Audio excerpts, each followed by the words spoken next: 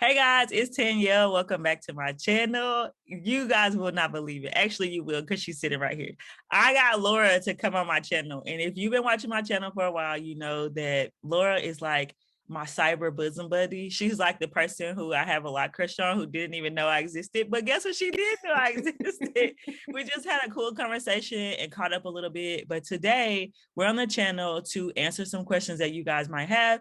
And we got a lot of questions. So I have some here on my phone. She's got some there on her phone. We're going to try to go back and forth answering your questions that you have about Microlocs and also traditional locks. And some of these questions are not Microloc or lock specific. They're just general lock questions as well. But first, I want Laura to introduce herself and tell you guys a little bit about her. Yeah, thanks so much. I'm so happy to be here. I'm excited. When you reached out, I was like, oh my goodness, like this community, we make up friends in our head, and then it's actually a true thing when we actually meet. My name is Laura. On YouTube, I'm known as Laura Kasuvu, recently rebranded from Unaltered LO. I share a lot of content. Very soon, I'll be sharing more about a small business that I started. I started my lock journey online to share with individuals what I was going through. If you have locks, you already know what the journey looks like. You already know the ups and downs. So I thought, why not share it unedited, completely raw and transparent. Also doing some teaching about different things that I'm learning on the journey. So love consuming lock content. I love creating lock content even more. I'm happy to be here. Awesome. Well, we're going to get right into it. I know you guys don't like a long drawn out introduction. So we're going to try to make sure that we get right to the point. We got questions from 3 different sources from me and then a couple of different sources also from Laura. So we're going to kind of tag team a little bit, and I have them here on my phone. So if you see me looking down, that's what I'm looking at. I'm just trying to make sure that I don't mispronounce. If I mispronounce your name, I just want to tell you in advance that I'm sorry for mispronouncing your name, but I'll try to shout out and put up on the screen if I can who asked the question as well. All right, so let's start with an easy one. So this question is from Twinette Brunson on Facebook, and she asks, how do I keep my hair moisturized? And she has beginner sister locks. Do you want to answer that one, or you want me to answer that one? I think go ahead and I'll piggyback off of you because I think your hair is closer to the sister locks. Yeah, so as far as I know, Sister Locks has their own brand of products that they give you for moisturizing, but interlocks and sister locks are very similar. The difference is just the grid and possibly the size. For me, the best source of keeping your hair moisturized is going to be water first and foremost. If you don't have a mister bottle, I'll put a link in the description below, but you need to get a mister. You can get one on Amazon. If you don't want to wait for it, you can just get one from Sally's. But making sure that you spritz your hair with water every day, I think is the #1 thing. And also the water that you're consuming as well reflects in your hair and makes your hair less dry. If it's particularly your scalp that's getting dry, this is controversial, but I actually do use a light oil on my scalp. There's a lot of different ones that you can use. The best one I would say, if you don't want to go with a person's particular product, though I think that Laura actually does have oil that you can use for your scalp, and we can put that in the link in the description below as well, is you can just get a natural oil on its own. Just make sure that it's not a super thick oil. You want to get something, I guess, Laura, you want to tell them what kind of oils that you have in your products? Yeah. Absolutely. So I'm so glad. Part of why I wanted you to go first was to talk about the difference in the locks. There are some minor differences when we're looking at sizes, but if you interlock your hair, whether they're really small or larger, it's basically the same thing. So I want to echo that water is key. Now, when we're looking at oils, you want to use light oils. Almond oil is a really big one for some people if your hair can tolerate it. Jojoba oil actually mimics the sebum that your scalp naturally produces. So I would recommend that. Now I have an avocado and aloe oil. I have a brand called Phyta Naturals, and we offer plant-based clean products. So our oil will help you your scalp maintain that moisture. If you're having that itchy scalp, as long as it's not a medical issue, then it can support with that as well. So I would say misting your scalp with water. Water is really going to be key, especially if you're in that beginner phase, because you don't want your locks to unravel. The locks tend to be a little bit more sensitive depending on the method you start with. So with sister locks, you have the interlocks. You want to avoid slippage in that beginning phase, which can be big when you're starting out versus now my experience with Sister Locks is very limited. Actually, before I got these locks, I got some test Sister Locks put in to decide if I wanted to go with the Sister Locks, and they all unraveled. I Oh realized that with no. my lifestyle, I couldn't maintain them at that point. So that's why I went a little bit bigger. So water and light oils are going to be key. I also want to encourage you to study and research what different oils do. You will find that on YouTube or wherever, people are going to rave about different oils. But you might find that maybe vitamin E oil or grapeseed oil works well for your hair. I think oftentimes as naturals, it's easier to receive information, what people tell us. We can only recommend what works for us. Yeah. But there's so many oils out there, and you can really start by, there's a website I'm going to reference. It's called soapgoods.com. It's actually a website for people who are buying products to make products, but it has different sections where you can study about what different oils do and how your hair can, what benefits they have for your hair. So, or you can just use Google if that's easier too. Yeah. So jojoba oil, check out, shameless plug, the aloe and avocado oil from Faida Naturals. Otherwise, water will do the trick if your hair can't tolerate the oil. Yeah, and she made a really good point about trying to avoid slippage. And within that beginner phase, you're not trying to saturate your hair. You literally like want to, what I did was I got a cotton ball and I put it lightly, even like I didn't even use the applicator straight on my hair because I was afraid I would dispense like too much onto my scalp. And you just want to lightly dab and then just kind of keep track of how often, and if you're noticing any slippage, and you can build a routine based on that. Then also you can consult your sister lock consultant as well if you're not like doing it on your own. So that's our advice on that. Here's a question from Jaquette Brown, and she said, "What do you do about flaky scalp?" And I think I want to put that question now because I think it can kind of go back into what we were just talking about. There's a lot of different reasons why your scalp might actually be flaky. It could be like some type of dermatitis issue. So you always want, if it's consistent and it's resistant to making sure that you're using, shampoo regularly. I think a lot of people don't realize that like shampooing your hair can help you get rid of flakes. They think that the dryness is what's giving it flakes, but sometimes it's buildup and not actually dryness. So, eliminating the idea that it might be a medical issue. I had a big problem with dandruff and flakes on the front of my hair. It wasn't everywhere, but it was just on the front of my hair. For my particular situation, what I did was I actually got more thorough in the cleanings that I was doing on my hair, because for me, it was actually more of a buildup thing than it was my scalp being dry. So I do every 2 weeks, I braided and banded my hair, and I concentrated really well on here. And I tested out a couple of different shampoos to see which one was actually best. And I realized that one of them was actually leaving more buildup, causing more because of the way that I was using it. I diluted it more. And then I used it more thoroughly, basically washing and rinsing 3 times when I would do my hair instead of going through it in one time. If you have, I don't know what type of locks you have, but if you have Microlocs or if you have sister locks, because your hair will be braided and banded, you're not going to be in any danger of them coming loose if you are actually leaving space here and thoroughly cleaning your scalp and rinsing it, and then letting it dry completely. You want your scalp to be completely clean. In addition, one of the ways I was able to treat that was I do put oil on my scalp.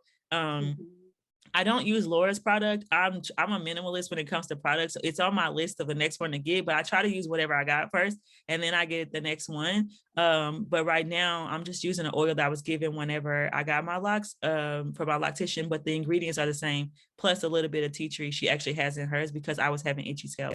And I just use that every 3 days. And I came to that conclusion that it needed to be every 3 days based on trial and error, which is how I dealt with flaky scalp. So Laura, do you have anything to add to that? Yeah, something that you said and a theme that whoever's watching needs to pick up is making sure that you're caring for your scalp. Oftentimes we see on the market products that say this is going to eliminate the itchy scalp. There's no magic product that's going to do those things. Once you find out the root cause, whether it's, as was mentioned, is it buildup that you're dealing with, or do you just have a dry scalp? Actually, the tea tree oil might help in this instance. Tea tree oil is antifungal, and then also has properties that can help with relieving that itchiness in the scalp. So I think playing around with routine and oils. One thing I want to say for any of us who are locked, you want to stay away from castor oil or any thick oils because they will cause buildup. Yes, they will Yeah. cause buildup and might give you a bigger problem. So I might just take trying testing out different ways of moisturizing your hair. I do hot oil treatments on my hair as well. I find that these are very helpful at certain times of the year. My hair tends to be a little bit more itchier and drier just because the weather outside is cold. So that's something else that you might want to pay attention to. Also, I'm really bad at this, but do you cover your hair at night? Oftentimes we can lose out on that moisture if you do already oil your scalp as you're sleeping. If you're using a cotton pillow, it will absorb that moisture, which is why we need satin, which Yes, Locs So Fine has some great I satin do. products Yeah. that, yeah, are that are amazing. And I mean, Locs take care. It might not be as intense as being a loose natural, but it does take some level of care. And once you understand your routine and what your hair needs, then you just continue on with that. Yeah, and I'll leave the link in the description below to that, to the Locs So Fine shop. I have reversible bonnet satin headrest covers, keep your head from rubbing, and then also some satin scrunchies on there as well. So here's another one that we got off of YouTube. So Loving Me asks, what's the best way to prevent hair loss from having locks? I'm starting my lock journey soon and trying to get as much information as possible. And there's another person who asked on here something about hair loss, that she feels like she is having some thinning, or she might be losing hair in her locks. So I'll let you answer that question. Yeah, so there are different causes of hair loss. So I think similar to the dry scalp issue, we want to think about what is causing us to lose our hair. Some of the things that come to mind right now is it with styling. I know when I first got my locks, I was super anxious to do things with my hands and constantly style my hair, constantly try different products. And I noticed that I was seeing a lot of shedding just because I was simply doing way too much. If your hair is dry, it's going to break. When hair is brittle, it's going to break. The example I always use is a spaghetti noodle. When it's dry, when you snap it, it's easy for it to break. Mm-hmm. When you boil it and when you pull it out, it's bendy and it's harder to break. So is dryness the issue? What else could cause your hair to break? Tension, high tension styles. If your hair is not where it needs to be yet to be wearing the styles. My biggest thing was ponytails. I forced my Yeah. hair into ponytails way too early, and I started seeing thinning of my hair across the perimeter. And then something else too is your retwist method. You might find that maybe interlocking is too much for your hair and you're losing hair in the process. Some people it just doesn't work out and they just might need the regular retwist method. I don't know if it's palm rolling or I call it retwisting, or I don't know if there's a I think technical it's the name. same thing. Yeah, People palm roll when they do the retwist. And I just want yeah. to piggyback real quick before I forget. If your hair is finer, and especially if the density of your hair is low, there's another girl on YouTube that I follow, and she made a video about this. And oh my goodness, I like LT Locks, I think is her name. She has sister locks, but her hair is fine. And she actually lost some locks around the perimeter from pulling her hair back. And so one of the biggest things, and I have a video about this, I'll link it in the description if I can remember, is if your hair is finer and the density of your hair is low, your strands are more fragile. They just are. And I think this is, even if it's not, with your locks being tiny, it's a lot of tension on one little bitty point. Try not to pull your hair. The lower the manipulation, the better for you as far as like tension and hair loss, traction, alopecia. And it's also, it will help you with slippage if you manipulate the least amount as possible. So if you want to do something, put your hair up in a light puff where you still have a little bit of give to it or something like that. I used to be really bad about doing this style where I would do, I would pull like this hair and like pull it back like that on both sides. And it was cute and professional looking, but it was pulling my hair on the sides. And so I just wanted to add that in before I forgot. Your perimeter is probably one of the weakest spots up in the front of your hair anyway. So you don't want to pull on it. Really, it sounds boring, but how I have my hair and how Laura has her hair right now is a really good way not to lose hair. Yeah. Maybe not to keep you from getting lint, depending on what you have on, but it'll keep you from losing hair around the perimeter if that's tension is the issue that you're having. Yeah. And I will say too, one thing that I just remembered when I first started my journey. So I had some damaged ends from heat damage before I locked my hair. And I noticed a lot of hair that was falling out around the front. And that was just the damaged ends. After a while, it stopped and I ended up snipping those pieces off. But you might notice that the hair that wasn't healthy pre-locking will just start to naturally fall off. And that might Yeah. be what you're seeing. And your hair still sheds even though it's locked too. So just remember that it's hair, it's, you know, it just sheds. So here's another one. These kind of go together. These are also by Jaquette from Facebook. She says, I heard to dye your hair before install, but how do you properly care for your dyed hair after the install? So I would say, yes, you do want to, unless you want to wait a long time before you're able to have your hair dyed. The rule of thumb that you'll see in a lot of Facebook groups and the advice you'll be given is to wait a year. That is not hard and fast at all. It's going to depend on how far your hair has progressed into the locking process, whether or not you need to have your hair dyed even after a year. So if there's a particular color you're going for, I would go ahead and get your professional dye job before you do it. Learn from my mistakes. I decided I was going to do a rinse on my hair at a year, and that's not even like, you know, necessarily chemical dyeing, but it can cause things like slippage, breakage, depending on how fragile your strands are. And again, I know a lot of people, if you're watching from my channel, it's because you're watching because your hair is fine. And so it's going to take longer, I think, even past a year. And it's safer to get it professionally done, because then, especially like if you do it right before a retie, then your loctician can do the treatment or do it right before or after your retie with a professional there. In case there's any issues with slippage, she can go ahead and fix it, right? So instead of trying to do it at home, because generally you're not going to be able to braid and bend your hair while you're dyeing if you wanted it to be even. You know, you can't have the band marks and stuff like that. So but as far as properly caring for your dye hair after installation, I think that if your process was done well and there's no damage to your hair, then there shouldn't be any specific thing to do. Besides, maybe you could get your hair deep conditioned before you get the locks in. But I wouldn't say that anything special necessarily to do if you have a good moisture routine after your hair has been dyed. As far as cutting your split ends before install, I think that's going to depend on your the method that you're getting your hair installed with, how much it's going to matter. Because of course, something that's blunted is harder to keep together on the ends. It's kind of like when you get braids, that's why it's tapered on the ends. It just makes it easier to not come unraveled. But that's of course going to depend on the installation method. I don't know, you have anything to add to that?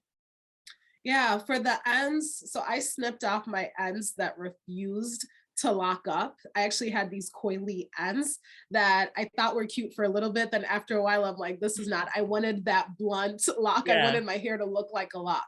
So once it got to a point, I think I had to have been a year in when I didn't see any change of the ends. I just snipped them off and I was okay with the short hair. Something with color too, for those who might not have colored their hair before. I colored way prematurely. So definitely take the advice of wait at least a year or when your hair is locked up. I think I was 6 months in trying to color my hair, but I noticed that the hair dye changed the pattern of my hair. Yeah. So while I had a coilier texture, once the color went in, my hair got looser, which affected my locking process. And a second piece was I did not get all the dye out of my hair.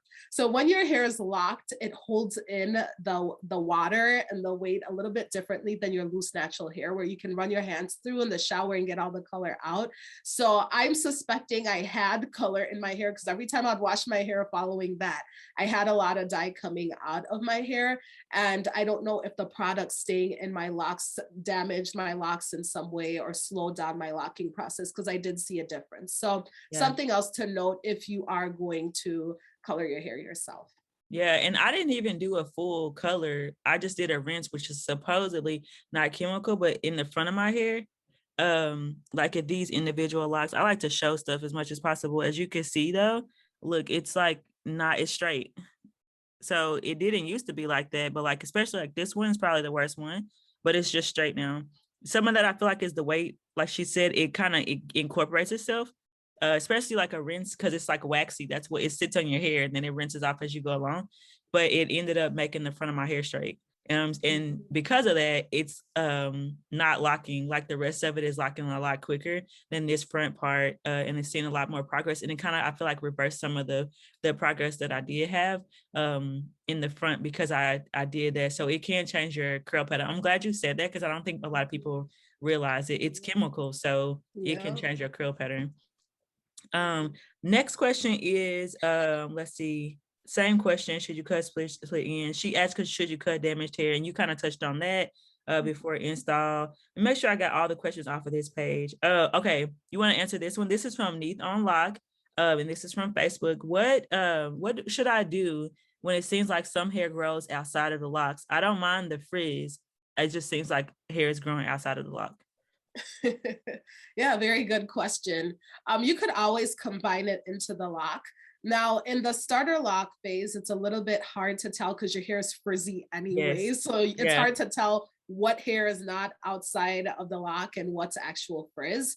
I would say once I got past a year, I feel like the marker now is going to be a year. I started looking at my parts. I self-started my locks. So my parts were created, actually, my mom helped with the parting to put the 2-strand twists in, but we realized that there were some parts that were bigger than others. So I did a lot of splitting and combining because, and this is going a little bit off topic, but I'll come back to this. And this is if you started your locks by yourself or somebody who started them for you. You don't realize how thick the lock is going to be until the lock actually starts locking. So you might have a large part, what looks large, and after when the lock grows out, it's thinner than what you expected it to be. But with those ends, you can just wrap them around your locks. So what I would do, and there might not be an example, I still have some right now. I just wrap them around the lock that I want it to be joined with, and I keep doing that. And what I also do sometimes is I'll take a crochet needle and interlock it into the lock. I don't know how else to explain it as, like, let's say, let me see if I can give an example too. Let's say this was a loose frizz and this was the lock that I wanted it to go into. I would then wrap it around as much as I can. And then I would take a crochet hook and just put this frizz piece through the lock and just let it sit there. The biggest thing with locks, when you leave your hair, it'll do what it needs to do. If you keep messing and playing with those ends, they won't stay, they won't come together, do what you want them to do. So you can wrap them around. My loctician actually cleans up my parts. She puts 2 clips there, and usually it's up here in the front. She'll take any of that loose hair and she'll twirl it and then interlock, like basically combine it into, and that's gonna keep happening. Who was that that asked that? Neath on Loc, it's gonna keep happening. But if it's a matter of like it's actually like slippage or something, or like a lock keeps completely unraveling, you might consider combining or something like that. What am I trying to say? The word, I can't think of the word that I'm trying to come up with, but it's normal at certain stages, and when it's not, you can just combine it into the other locks and it'll be fine. The next one, I think you have a whole video about, but I think you can surely answer that. And then another place that I'm going to remind myself to put the video in the description for you. But it says, do you guys work out? If so, does constant braiding and banding with the takedown interfere with your locking process? What are some of the things to prevent unraveling, locks loading? I'm 5 months in. So I can give my short little answer to that. It sounds like you might have Microlocs or sisterlocks because you are braiding and banding. And so I would say that no, the constant braiding and banding doesn't actually affect like your hair locking. But if you're working out, you don't have to actually braid and band up your hair when you're working out. The goal of it is because your hair is probably getting wet from sweat. That's different than when you're actually washing your hair and water is running through your locks and maybe will make them unravel. What I do when I work out is I just contain my hair in some way. And my preferred way to do that is to either do like just 2 loose, like looser, like French braids, or maybe like one in the front and then tie it down with a scarf. I know this sounds weird because you're gonna sweat from the roots of your hair. So long as that dries, then you can take your hair down, but you don't have to actually braid it and bend it all the way down just to work out, because your whole head shouldn't be saturated. Or I need to come to your workout, girl, because you are working out if you are sweating that bad. Another thing that you can do if you don't want to even braid and band your hair at all, and one of the things that I do even sometimes when I'm feeling lazy, is I wear a hat when I work out. I have a hat that's satin lined, and so I'll just get a scrunchie.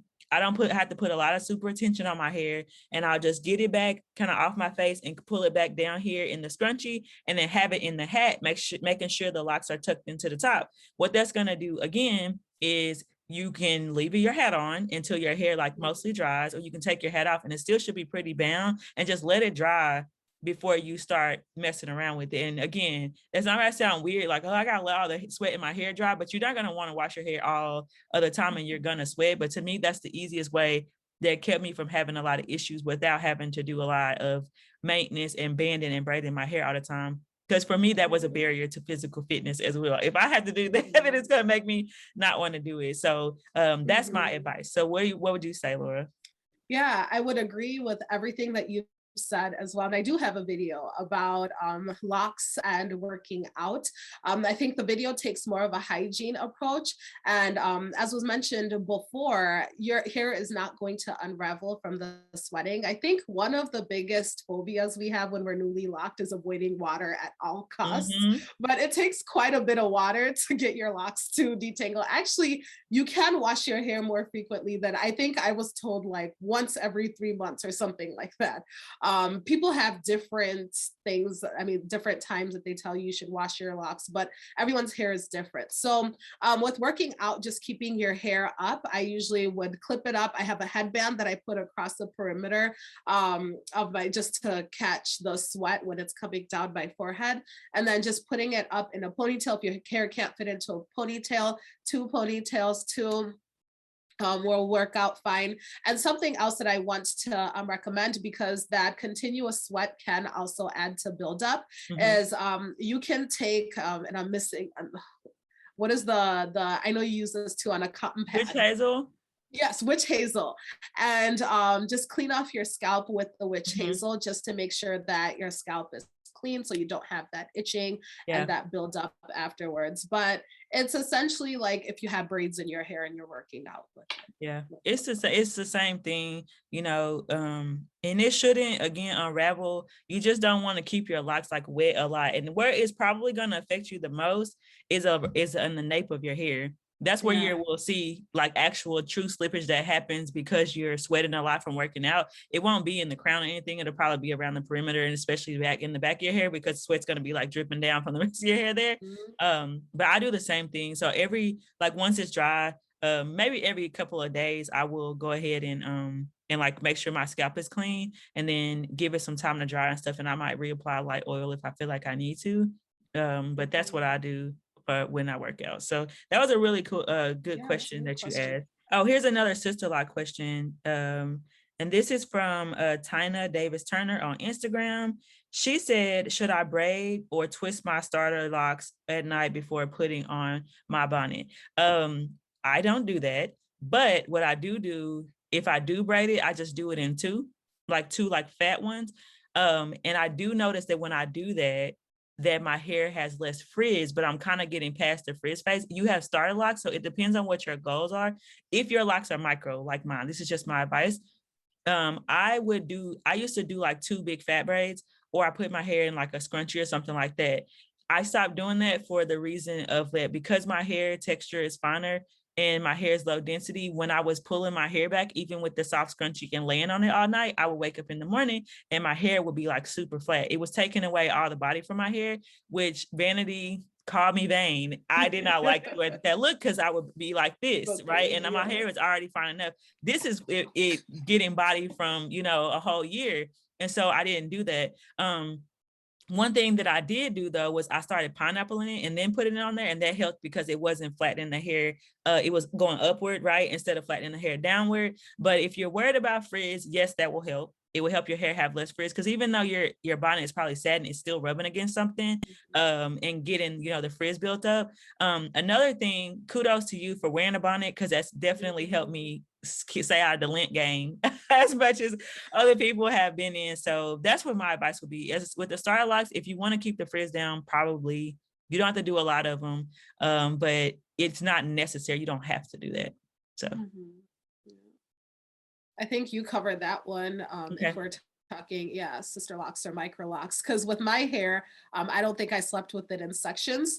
I will say, when I did split some locks in the front of my hair, when I was more worried about them unraveling, I just braided those sections up before I went to sleep to prevent them from like creating, So not Yeah. every. But I mean, if your hair, you don't have like a density problem, or if it's not a problem to you to like do it, even if you do it every few nights, it creates a pretty cute curl pattern too. Like if you want to do a little, braid out, spritz it with some water and do a little braid out, it gives it a little bit of a wave. The next question is, how often should one oil their scalp? Is daily too much? And you want to answer that one? Yeah, it depends. It's not a straight answer, but I'm gonna give you the different factors to consider.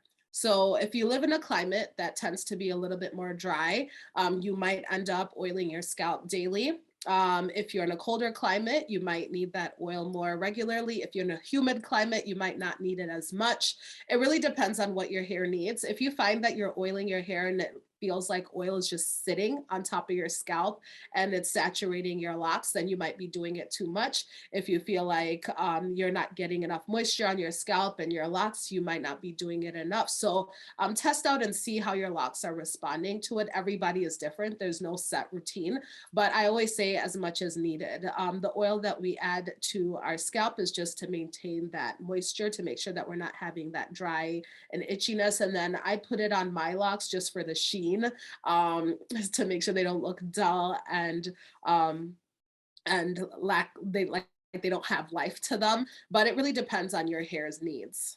Yeah, I have an oil that I use probably almost every day. I won't say definitely because sometimes I forget, but it's like a light misting. It's a lot. I feel like a lot of people use it. I was watching Takara's video the other day, and it's by NYGY, and I don't know. I'll put it in the link in the description, but it's a very light one, and it's for the sheen. Is what I use it for. And I would say it like she said, it depends on how often your hair needs it because your climate, also your hair texture will have something to do with it.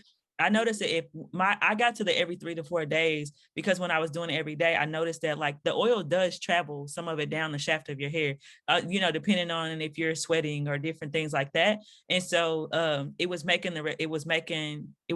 getting too much buildup into my locks, and they were getting stringy and a little bit too oily when I was putting it on too frequently. So I spaced it out. But if your hair's thicker and you live in Alaska, then you might want to do it every day. But I also live in Arkansas, which is pretty humid. So we don't have that issue as much either. My oil that I put on my hair is for looks, for the sheen, and almost always just for my scalp. Another thing I would say to add to that might influence that is how exposed your scalp actually is. And so again, I know I say fine low density, but this is Locs So Fine. So it's all about like that's what this channel is about. That's what my perspective is from. But I have a very definite clear grid, which means that if the wind is blowing, if it's cold outside, anything is going straight to my scalp because my scalp is exposed. And so I end up with some patches of my hair getting drier than other ones. So you don't have to put it on your whole hair either.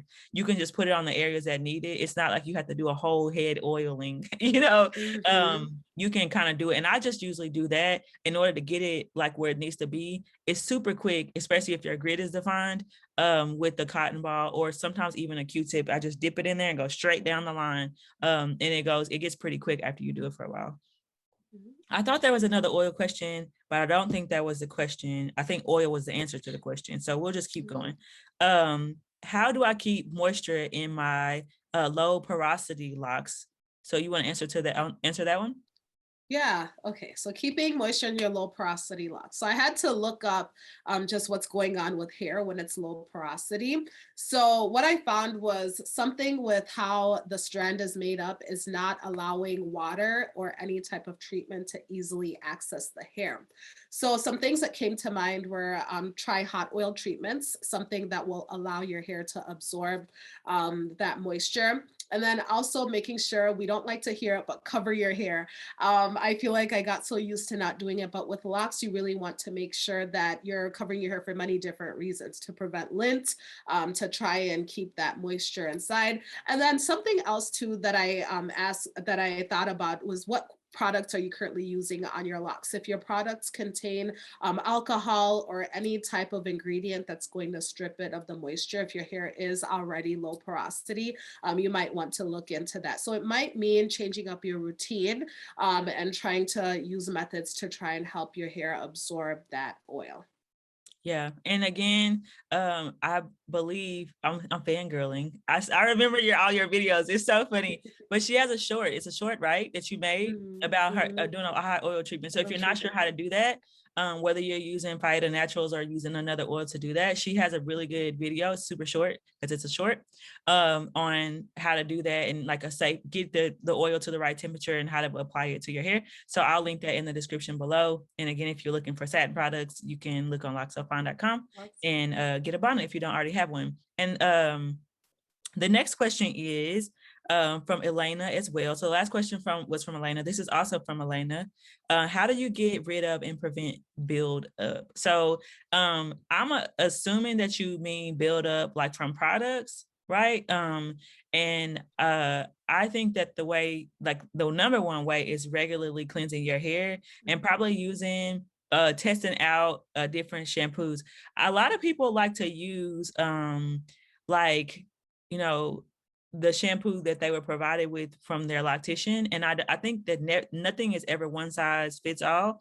Even if you do have Sister Locks, the Sister Locks shampoo might not be the best one for your hair. You might need a more moisturizing or you might need a more clarifying shampoo. So if you're getting a lot of buildup, I would say a clarifying shampoo would be a good idea.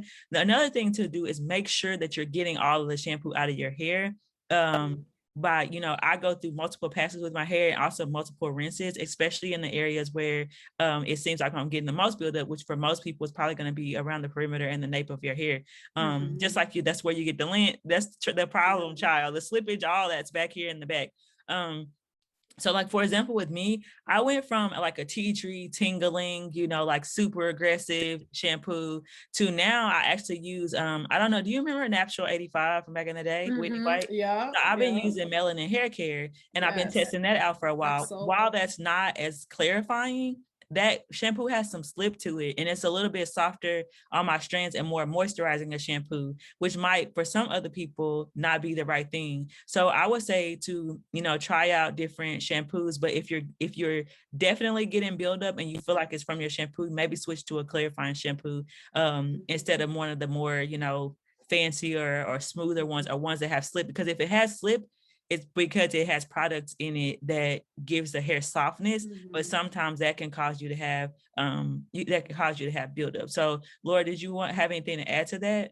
Yeah, I figured something out, I want to say halfway through my lock journey on how to address the buildup issue, because I have 4C hair. So my hair clings onto everything and anything.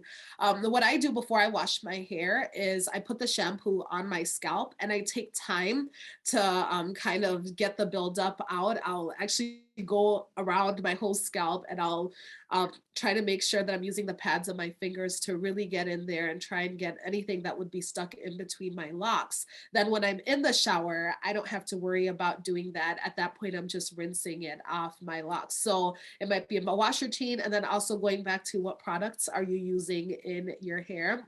They could be leading to build up. Some recommended clarifying shampoos. Suave has a really good, very affordable clarifying shampoo. It's very simple. And then Neutrogena also has an anti-residue clarifying shampoo. Phyto Naturals, we have an apple cider vinegar clarifying shampoo as well that you can try out. So test out how to clean your hair and then test out the different products that are being used in your hair. If you use waxes, I know sometimes people like to get those edges laid.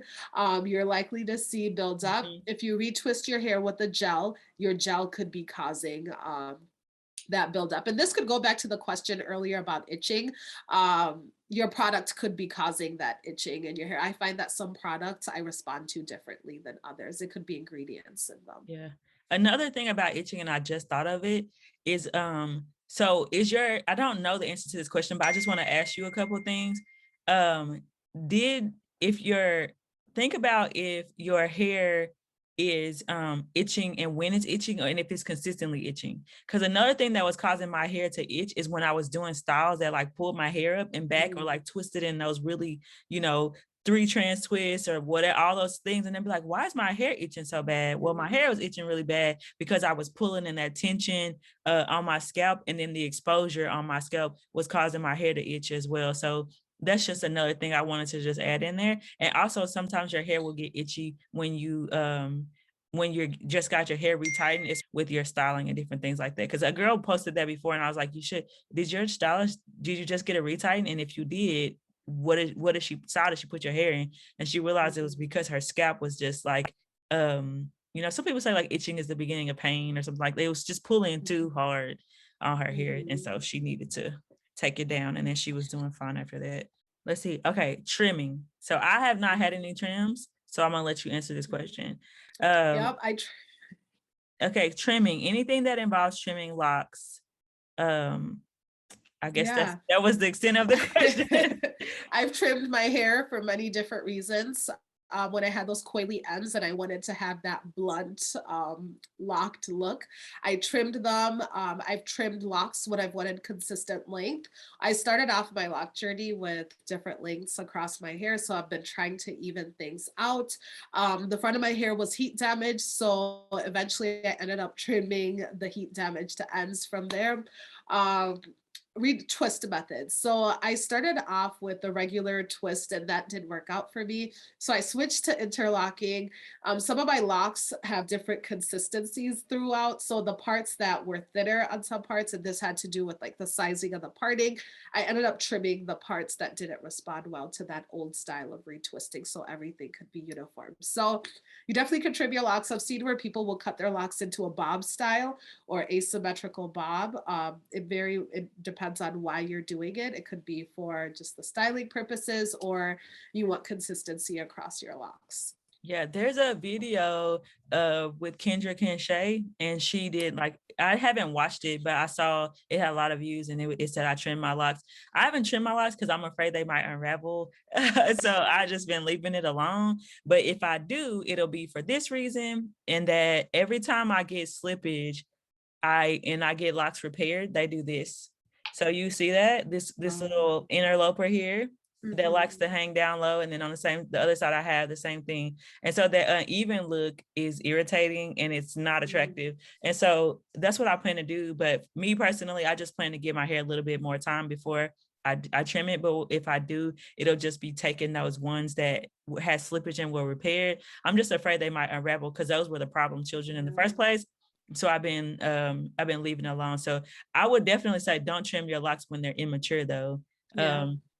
Especially if you start with like 2-strand twisting or like micro braid locks, they're gonna come undone once you blunt the ends. Let's think of it like if you got box braids and you just cut one off, what happens immediately? They just start they start coming undone. So the maturity of your locks matters when you're thinking about trimming it, I would say too, and hair texture and what type of locks you have.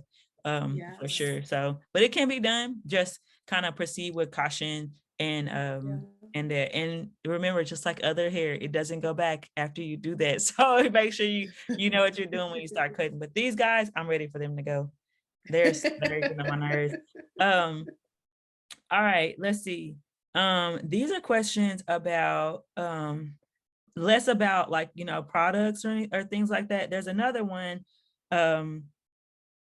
Let's see, I have locks, but when I retouch, I usually itch my scalp so much. I kind of said the same thing. So sometimes when you get a retighten, it's just from the air exposure and also the manipulation and pulling on your hair. What I found from that was I just used some tea tree. I actually originally, y'all, I had this Microloc itch video, and you have to watch it because I had the biggest struggle with itching. And I use this spray, and I don't even think she makes it anymore, but my loctician made it. But basically it consisted of a mixture of some tea tree, I think it had in it. It had a little bit of a carrier oil. It was very like loose. And then I alternated that with witch hazel every other day. I even actually did, and I know this sounds odd, but if you like before you go to bed at night, if you get like a fan, that cool air blowing on your scalp will also soothe it, because what you're doing is you're soothing your scalp. There's nothing you can do, especially if it happens when you get like a retighten or something like that. Unless that person's retightening too tight, you can ask them to do 1 or 2 less rotations, and that'll help. But I find it always happens to me, and I know mine are not too tight. It's just from the extra exposure of my scalp. So what you're trying to do is soothe it. You're not trying to, you know, it doesn't need like a specific treatment or anything like that, but you're temporarily soothing your scalp and the, you know, the irritation that's caused by the new exposure and the pulling and stuff like that. And so, you know, cool air, some witch hazel helped me, a spray with that had tea tree in it also helped me until it got past a few days that it takes for it not to be irritating anymore. So Witch hazel does wonders yes, it for the does. scalp. Yeah. Yes. And I just remembered aloe vera juice is also really good. For the person who was wondering about low porosity locks, your locks just not absorbing. If water is not cutting it, try aloe vera juice. It's light enough. It's not going to leave that buildup, can work well on your locks and on your scalp. And this might be helpful for soothing too, if you're noticing itching after a retightening. But something tells me the retightening might be too tight. Yeah. Yeah. If it's hurting or if it's like painful, it's probably too tight, especially if it's extending past like, a couple of days. And especially if it's extended, like mine is like maybe a day or two, but it's only in the areas that are really exposed. Whereas like the crown of my hair, it has hair that falls over the top of it. And so it doesn't get it's not as exposed. I don't know if that makes sense to you guys, but as you can see, I just got a retighten a few days ago. And so it's very clear, the pattern of my hair. So the top of my hair up here will be slightly like, sometimes be slightly, itchy, or that feeling where something's like tighter than it used to be. But when I pull on my locks, see, there's give to it. And so, you want to make sure, you want to look and see, like, do you see any, not if it's, I can't remember the names of those things, those natural little white bulbs that are in the hair. But if you're seeing like follicles, there's other indications as well if it's too tight. So you can kind of talk to your loctician, or maybe have them try it. Like, hey, I know you probably aren't saying it's too tight, but can you give me a few less rotations and see if that helps? Because every time I come that I'm having this issue, and see if that solves it. Communication is key. All right. Yes. This is the last question, and this is by Stay Golden on YouTube, and she says, has there been anything that surpassed your expectations on the journey so far, and what has been the most challenging? And I'll let you go first if you want to. Yeah. For me, length and confidence are the two things that have surpassed my expectations. I say length because prior to having locks, I'd never seen my hair reach this length. I don't think in my life I've ever had hair this long. So that I didn't expect my hair to be this long this quickly. And then also confidence. So you start off this journey being very self-cautious of your starter locks and wanting to hide. And I don't know, something happens where you're like, you know what? I don't care anymore. I'm gonna live my best It's your life. hype So sisters. We're like, you look fine. yes. You look, join a Facebook group and they will hype you up into the heavens. Even Exactly. if you look bad, they're gonna tell you look good. Yes. So after a point, no one can tell me anything about my hair. And I feel like I've just become so confident. And I feel like there's something about that, quote unquote, and I'm calling it ugly stage because everybody calls it the ugly stage. Once you get through it, there's nothing anyone can tell you about your hair or about yourself. You just feel like you've overcome. I don't know. It feels like a big thing to overcome when it's not, but something. So my confidence has definitely increased just to another level. And something else that's been challenging is the patience. As much as my hair might be locked right now, I'm also ready for my hair to be longer. I'm ready to see my hair just do different things. And it's always just that waiting game. I feel like when you're constantly in that position of waiting, you miss out on enjoying the moment and that phase, because it's always like, I can't wait till my hair gets to that person's length so I can do this kind of braid out or twist out. So confidence has been huge and length. Yeah. I would say that for me, it's the opposite, because I don't want my hair to get long. Like, I'm scared that it's going to get long. I don't want it to be long because I didn't want to take care of it. But I would say like the most challenging thing for me so far has been the learning curve, because naively I thought like, oh yeah, I'm going to get this. And everybody says that you don't have to do anything to your hair at all. And you do. And I think that there's a responsibility that comes with the care of your hair, which is something that I feel like Laura promotes a lot. I don't self-maintain my hair. I choose not to. I mean, I could. I retightened one and it was a lot of frustration, but I saw like the process is not difficult. It's just like time consuming. But what I have found is that with that responsibility, you have so many things to learn that you might not have ever bothered to learn about your hair before then. You know, you might hear me shout from the rooftops, oh, fine hair and low density hair and this and that. But it's because before that, I knew characteristics of my hair that I didn't enjoy. It didn't hold styles and it was super soft and things. But now that I've gotten locks, I feel like if I don't learn and know those things, then it could be detrimental to my hair. It's not just a blissful ignorance. You know, I need to know how to protect it, how to protect, how to like take care of it and things like that. And so I think that's been the most challenging for me. The second most challenging thing for me has been the time commitment for the retightens because I have so many locks. And I think had I gone back, I definitely still, this is what I wanted. I wanted smaller locks, but I think I might have gone like 100 less, you know, than I had because I have 511 locks. And so with that and the journey that you kind of have to go through when your hair is softer, there end up being like a lot of repairs and like, you know, the things like that. And so the retightens can be really lengthy. And I think the further I get along, the shorter they're going to be because she's going to have to fix less stuff. But the slippage and things like that that have happened in the past year, it was fun at first, but then I was like, I don't want to be sitting in here for 4 hours today, even though it's just every like 6 weeks or so. I would say that that would be like my biggest challenges. And then I want to make sure I read this word for word. So she's saying anything that surpassed my expectations. Other people's responses to my hair has been one of the things that surpassed my expectations. I do not go anywhere where people don't tell me that they like my hair. And I'm talking white, Black, Asian men, women, kids. And I haven't had an experience like that since I lived in Ecuador. When I used to live in Ecuador, I was an anomaly because I was tall and I was brown and I had, you know, big curly hair, and I would have little kids' hands like slide on the bus, slide in the back of my hair. Like, you know, but here I go about my life and I don't know how much people are noticing, like, you know, my hair until they're like, you know, grocery lines, your hair is so cool, your hair is so pretty, or I like your hair, like a little 5-year-old. I would say that, and self-confidence for sure. Like I feel like I look pretty much good all the time. It's like that meme, like, have you seen that Wait till reel? my locks. Yeah. Huh? Is it the wait Oh, till they're gonna my be locks? sick of me. They're gonna be sick. Yeah. No, the one where the guy's like, I looked real good today. Have you seen that No, one? no, I I haven't looked real seen good that. today.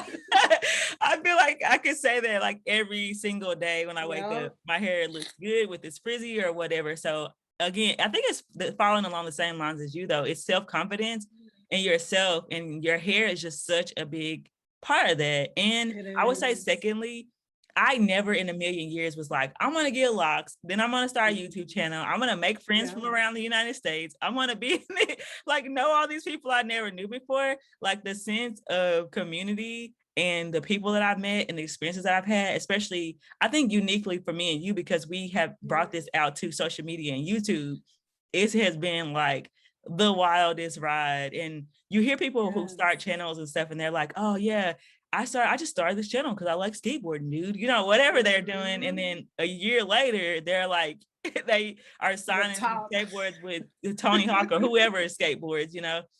Yeah. So that's been like really neat. Like sitting here talking to you, we fangirled a little bit before we started this. And it's just kind of cool because you built this community and you get to know people, and it's all over here. And then it builds into, you know, more things than just hair. But I would say, yes, those are the things that. That's what's so beautiful about this journey. And I think locks helped me understand how much hair means to women of color. We spend so much time doing our hair. We spend so much money on products. And one thing that really made me feel some kind of way, especially this was before I decided to lock my hair, is the fact that there's a lot of things that are marketed towards specifically women of color, telling us to make our hair adjust to the dominant society. So hair should be straight and silky, and no shade to anybody who wants to wear the wigs, who wants to straighten their hair. But we know that a lot of these methods are harmful for our hair.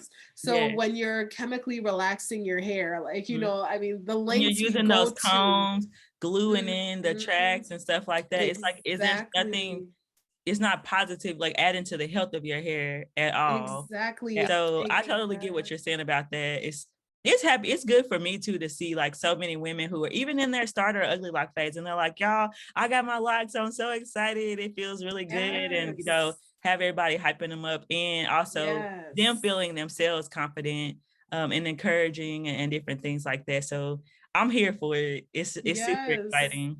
It's a whole different feel. Like, I don't know if you remember, like in the weave or wig community, it's girl, your lace is not on right, or you need to Yeah, do this. And with the lock community, we can affirm each other and we can say your hair is doing exactly what it needs to do.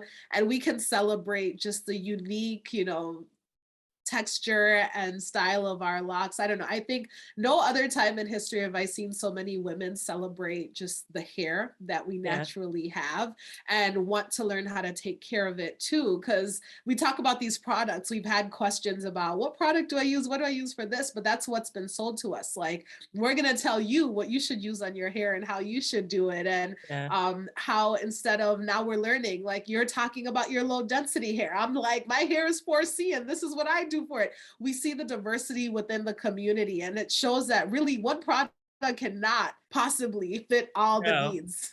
It's no. so, And we have shown too that once you get involved in the community, you can kind of see a need and you can feel a need. As mhm. Black women building businesses, that stem from our lock, journey that we've had, where you see, oh, well, this is something that's needed, or that's something that's needed, and we can support each other. I think it's a super cool thing as well. So Yes, I'm here for awesome. it Well, all. thank you so much for coming on my channel. Guys, Thanks for I think having this was me. literally like, when people say do your research, we have done some research for you today.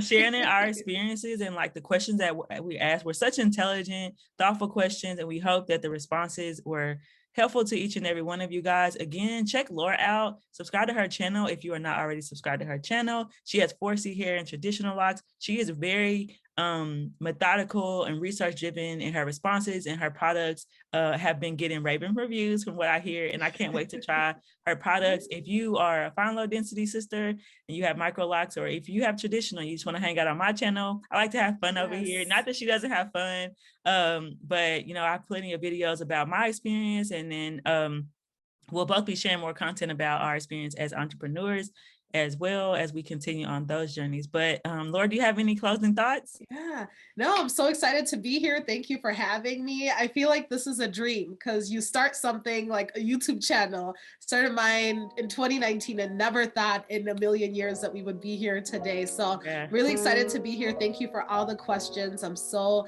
excited that so many women are excited about their hair and their lock journeys, and even loose natural journeys if you are loose natural, whatever journey you're on. But thank you all so much. And thank you for having me today on your channel. It was All fun. right. Bye, guys.